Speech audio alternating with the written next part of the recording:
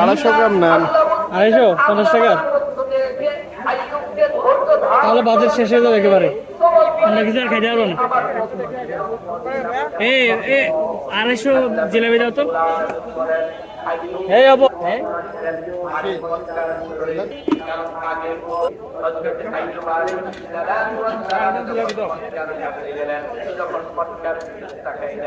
একটু এখন কত বাড়াই দাও মিয়া, কম কেন 250 হয়েছে।